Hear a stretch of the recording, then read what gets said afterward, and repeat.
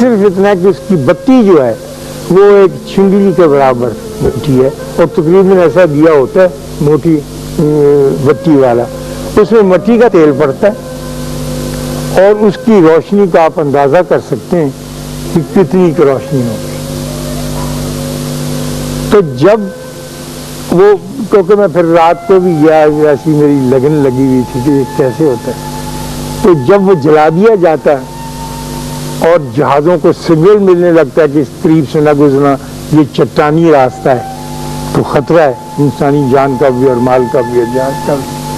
تو وہ دیا کیروسین آئل کا چھوٹا سا دیا جس کے ارد گرد وہ گھوم رہا ہے روشنیوں کی پتیوں والا پنجر، وہ دیا 25 میل ریڈیس میں اپنی روشنی پھینکتا ہے، 25 میل تک جاتی ہے اس کی روشنی، وہ صرف ان شیشوں کی بدولت جو ریفلیکٹ کرتے ہیں اور اس کی روشنی کو بڑھاوا دیتے ہیں، اور وہ روشنی دور دور تک جاتی ہے۔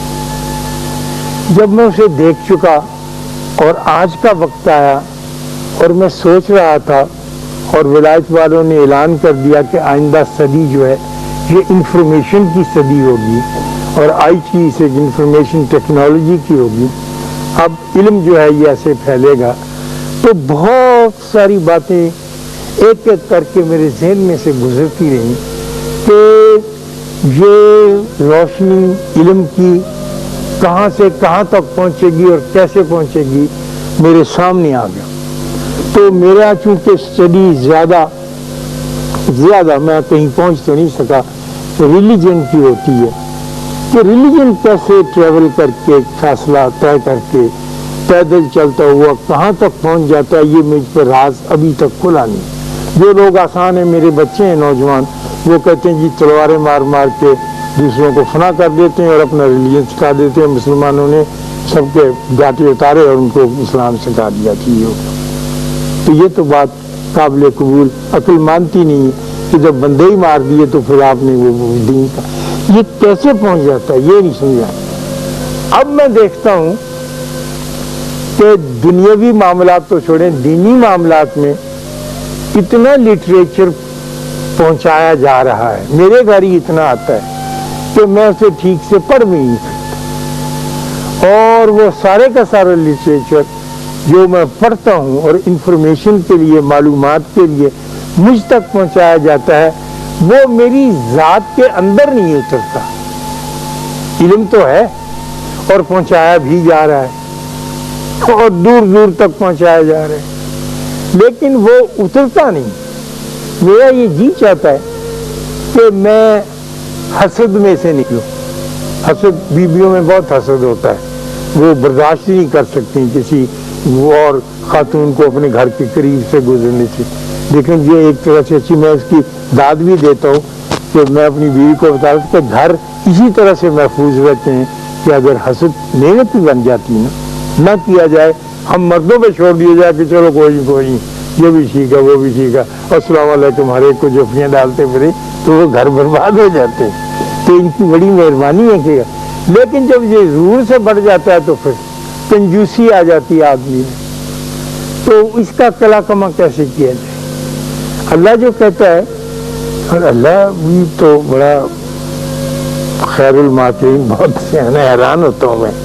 اللہ کہتا ہے کہ نماز پڑھو اور روزے رکھو مہینے کے، پھر شہر رمضان کے، اور نیک عمل کرو۔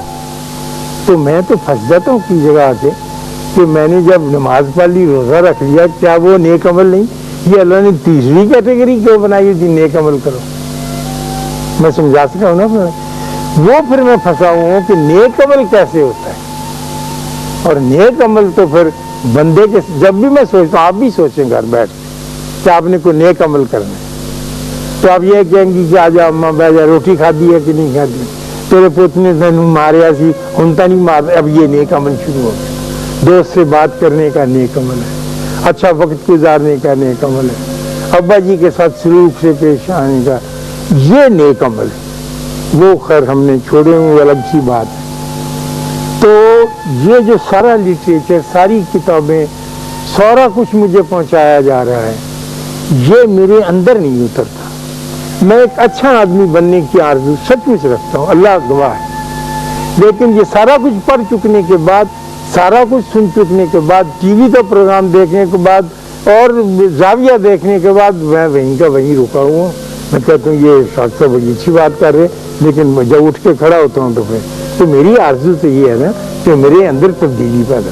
لڑکی کی آرزو یہ ہوتی ہے کہ وہ اپنا خوبصورت لپسٹک، پاؤڈر، برش لگا کے صاف کر کے اور آنکھوں میں کاجل نکلے، جسم کی خوبصورتی ظاہر ہو. پھر ساتھ ہی انسان کی یہ آرزو کہ اندر کی بھی خوبصورتی ظاہر ہو. ایک اندر کا بھی حسن ہے، اندر کا بھی میک اپ ہے. بسم اللہ، باہر کا میک اپ ضرور کیا جائے، اچھا لگتا ہے. حکم بھی ہے کہ صاف ستھرے رہو، خوبصورت. اللہ جمال ہے اور جمال کو پسند کرتا ہے، اللہ حسن کو پسند کرتا ہے. تو یہ اس کی مہربانی ہے، اس نے اجازت دے رکھی. تو اب یہ دیکھنا ہے کہ ہم اندر کا حسن کیسے اجاگر کرے. وہ تو وہ میں جو لائٹ ہاؤس کی آپ سے بات کر رہا تھا، جو وہ میرے ذہن میں آیا کہ وہ چھوٹا سا دیا جو ہے، جو بالکل مونگ پھلی کی ریڑھی کو مشکل سے روشن کرتا ہے، وہ 25 میل دور تک پھینک دیتا ہے روشن. اور یہ اتنا سارا لٹریچر، اتنا پرنٹ میڈیا، اتنا الیکٹرانک میڈیا، اتنا ریڈیو، اتنا ٹیلی ویژن، یہ کچھ نہیں کر سکتا، اندر ہی نہیں گھستا. تو وہ دیا کیا کمال کا ہے اور یہ کیا. تو پھر خیال آیا مجھے ایسے یہ پتہ نہیں ٹھیک ہے یا نہیں، کہ وہ جو اس کے اندر مہذب شیشے لگے ہوئے ہوتے ہیں نا، جو اس کی روشنی کو ریفلیکٹ کرتے ہیں، جو اس کے بہت قریب ہوتے ہیں، اور وہ گھوم رہا ہے، وہ اپنی روشنی بیچارہ چھوٹا سا لیمپ ان شیشوں میں اتارتا ہے، اور وہ شیشہ ریفلیکٹ کر کے دوسرے گھومتے آنے والے شیشے میں ڈالتا ہے، وہ اس کو ریفلیکٹ کرتا ہے. یوں کرتے کرتے کرتے کرتے جب وہ سمندر میں پھیلتی ہے روشنی، تو وہ 25 میل ریڈیس کی بن جاتی ہے. لیکن اگر ڈائریکٹ وہ پھینکے گا تو کچھ نہیں ہوگا. تو جب تک بندے کا علم بندے کو عطا نہیں ہوگا اور بندہ نہیں اس سے سیکھے گا اور نمونہ نہیں بنے گا، اس وقت تک نہیں ہوگا. مجھ سے میرے بچے کہ بابو دادا یہ تو مسلمان بڑے لڑاکا تھے، تلوار لیتے تھے، وہ کرتے. میں نے کہا اچھا تمہاری بات مانتے. پھر مجھے خیال آیا یا اللہ، یہ سنکیانگ جو ہے چین میں، جہاں ایک چھوٹا سا رستہ جس کو اب سلک روٹ کہتے ہیں، اس کے اوپر اونٹ پر سوار ہو کر ایک آدمی چلا جا رہا ہے. دیکھو اگر کبھی آپ گئے ہوں تو پہاڑ دیکھ کے لرز اٹھیں، اور نیچے خوفناک بہتا ہوا دریا، اور وہ چلا جا رہا ہے ایک اکیلا چھوٹا دیا، وہ مونگ پھلی کی ریڑھی والا دیا، اور سنکیانگ میں پہنچ جاتا ہے. اب اس کا نہ تو لٹریچر چھپا ہوا ساتھ ہے، نہ وہ بولی جانتا ہے ان کی، نہ وہ ایک دوسرے کے ساتھ کمیونیکیٹ بہ گیا جا کے. تو وہ جو سنکیانگ کے زمانے کے بدھسٹ تھے، کنفیوشس تھے، وہ کہتے ہیں یار یہ کمال کا بندہ ہے، اٹھ کے ادھر چلا جاتا ہے، پھر یہ کھڑا ہو جاتا ہے، کانوں کو ہاتھ لگاتا ہے، تو وہ اس سے اپنی بولی میں اشاروں میں پوچھتے تو کیا کرتا ہے، اور تو اتنا اچھا کیوں. جیسے یہاں گائیاں چرانے والے بندے داتا صاحب آ کر بیٹھ گئے روزنی سے، تو دریا تھا، وہ دریا کے کنارے اوپر بیٹھے تھے گائیاں چرانے والے جو ہندو تھے،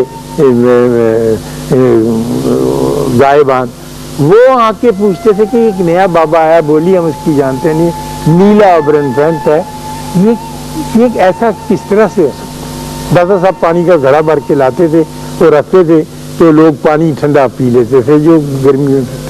تو وہ کہتے تھے کہ بابا تم کو یہ کہاں سے تم نے یہ سب کچھ، تم اتنے اچھے کیسے. اس نے کہا یہ سب اللہ بھی. اب بولی سمجھ میں نہیں آ رہی، اور وہ کہتے تھے کہ ہم کو اپنے جیسا بنا دے.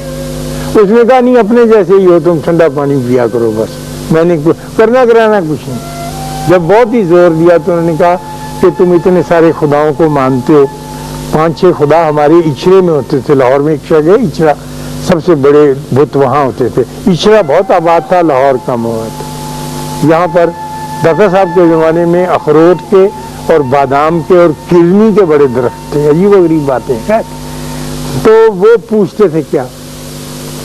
ایک گروہ چلا کشتی میں رکھ کے فارس کی گندک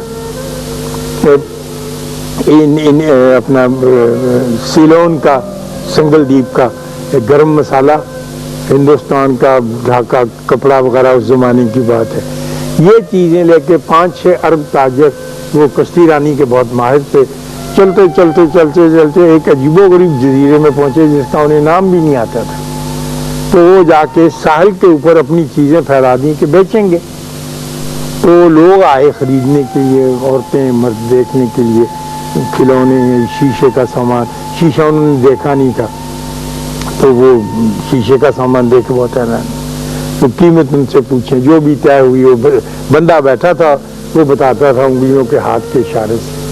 انہوں نے پوچھا کہ یہ کون سی جگہ ہے؟ انہوں نے کہا اس کا نام انڈونیشیا ہے۔ تو انہوں نے کہا کہ ہم تو ادھر آ گئے کشتی رکھ کے دم میں، تو وہ چیزیں خریدتے رہے کرتے رہے، سودا کرتے ہوئے انہوں نے کہا کہ اس کے پیسے کم کر، اس نے کہا میں پیسے کم نہیں کر سکتا، اس لیے کہ یہ مال میرا نہیں ہے، یہ میرے مالکوں کا مال ہے، میں ان کا ملازم، میں غلام ہوں۔ تو کہنے لگے کہ وہ کہاں ہے؟ کہنے لگا وہ گئے ہوئے ہیں۔ اس نے کہا کہاں گئے ہوئے؟ کہنے لگے وہ میرے لیے کھانا لینے گئے ہوئے۔ تو انہوں نے دیکھا 5-6 ارب سروں پہ پتیلے اٹھائے ہوئے روٹیاں نوکر کے لیے لا رہے ہیں وہاں۔ اس نے کہا یہ تم کون لوگ ہو، نوکر کے لیے کوئی کھانا لاتا ہے؟ ان سے پوچھا زور لگا کے، زبان کے لفظ جوڑ جاڑ کے، اس نے کہا ہاں یہ ملازم ہے، لیکن ہمارے اللہ کا حکم ہے کہ ہم نے اس کی ویسے ہی خیال رکھنا ہے، ویسے ہی کپڑے دینے، ویسے ہی روٹی۔ تو انہوں نے کہا کہ ہم تو یہ تمہارے والا مزاج قبول ایسے ہو سکتا ہے؟ وہاں بھی تو غلام تھے نا، وہاں بھی دکھی لوگ تھے۔ انہوں نے کہا ایسے ہی ہوتا ہے۔ چنانچہ انڈونیشیا میں کوئی لڑاکا بندہ، ایک بھی تلوار والا یا تیر کمان والا مسلمان نہیں ہے، اور وہ سارے کا سارا مسلمان ہے۔ ہم سے بڑا ملک ہے اور بڑا تعداد میں مسلمان جو ہے نا، کوئی لڑائی وہاں کبھی نہیں، سنکیاگ میں کوئی لڑائی کبھی وہاں نہیں۔ ہمارے جو بادشاہ فرض کی یہاں کے لڑے بھی، انہوں نے لوگوں کو اسلام قبول کرنے سے روکا۔ اکبر نے کہا کہ دین الہی چلا دیتے ہیں، وہ فائدہ ہوگا، میرا بھی ہوگا، بادشاہ تو تمہارا بھی ہوگا، یہ انہوں نے نہیں پھیلایا۔ تو یہ روشنی جو ہے، کیا یہ واقعی اسی طرح سے پھیلے گی جس طرح سے ویسٹ والے کہتے ہیں کہ اگر ابلاغ ہو، کھل کے بات کی جائے اور دور دور تک پہنچائی جائے تو دور دور تک پہنچتی، دور دور تک پہنچتی تو ضرور ہے لیکن دلوں میں نہیں اترتی۔ یہ بات جاننا ہم چاہ رہے ہیں۔ میں اچھا ہونا چاہتا ہوں، میرا ایک تقاضا ہے، آپ اچھا ہونا چاہتے ہیں، آپ کا ایک تقاضا ہے۔ ہم یہ چاہتے ہیں کہ وہ لائٹ ہاؤس ہمیں پرووائڈ کیا جائے، وہ روشنی کا مینار جو اپنی چھوٹی سی روشنی دیے، وہ جو مدینہ شریف میں ایک چھوٹی سی مسجد میں جس کے جو شتیری اور بالے ڈال لوگوں کا سر لگتا تھا، اتنی نیچی تھی، وہاں پیدا ہوا، وہ تو چھوٹا ہی دیوا تھا، روشنی فون بغیر ریڈیو بغیر بندے کے چلے ہوئے کیسے پہنچے؟ وہ یقیناً بندوں نے ہی وہاں پر ان شیشے کی کلموں کا کام کیا جن پر قریبی روشنی پڑی، پھر انہوں نے آگے ریفلیکٹ کیا، وہ آگے ریفلیکٹ ہوتی گئی اور دور دور تک پھیلتا گیا۔ تو میں اس بہانے سے یہ بھی چاہوں گا کہ مجھے میرا وہ روشنی کا مینار لائٹ ہاؤس بھی بتائیں، اور آپ کے سوچنے کے لیے یہ موضوع بھی عرض کرتا ہوں کہ اس کے اوپر کیسے غور کیا جائے اور کس طرح سے کیا جائے، کیونکہ ہم سب اللہ اور رسول کے حکم کے اچھے ہونا چاہتے ہیں جتنا بھی ہو سکتے ہیں۔ ہمیں ذرا خوش، جیسے اچھے باغ میں جا کے پھول کی خوشبو کی آرزو ہوتی ہے، اچھی دکان پہ جا کے اچھی اشیاء خوردنی کی چیزیں، اس لیے اچھے دین میں کہ ہم تھوڑے سا مزہ بھی لینا چاہتے ہیں اور پھر یہاں سے چلے جانا چاہتے ہیں۔ اللہ آپ کو آسانیاں عطا فرمائے اور آسانیاں تقسیم کرنے کا شرف عطا فرمائے۔ اللہ حافظ۔